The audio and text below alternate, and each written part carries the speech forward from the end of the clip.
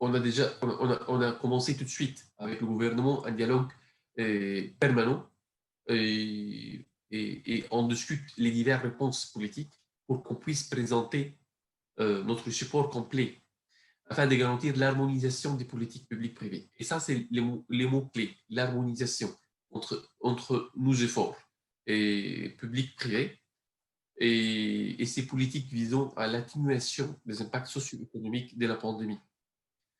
Et on a formulé, nos suggestions, des mesures de riposte économique qu'on pense efficaces dans la lutte contre le Covid pour soutenir nos entreprises et nos travailleurs pendant la récession et favoriser un retour progressif et sûr au travail.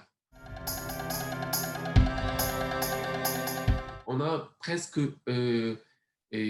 la même situation, il y a beaucoup de points de commun entre nous et donc ça sera pour nous beaucoup plus facile de voir l'expérience tunisienne dans les dialogues sociaux que l'expérience allemande, par exemple, ou l'expérience du pays du nord d'Europe. Et parce que on a beaucoup de points communs et comme ça sera plus facile et plus intéressant pour nous d'écouter aux autres et pour éviter de faire les mêmes fautes et pour accélérer un peu le processus chez nous.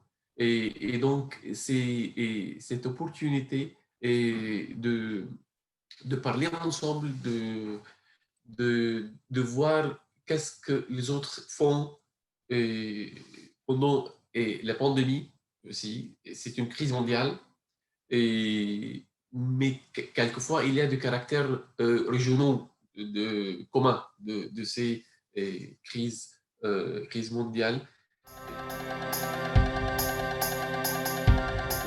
On a dépassé la période la plus difficile et le gouvernement avec les partenaires sociaux ont la capacité d'absorption les chocs et de répondre d'une manière très agréable.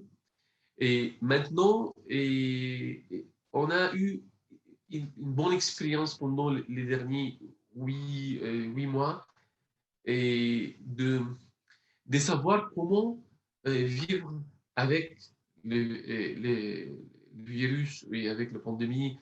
Et maintenant, nous, membres de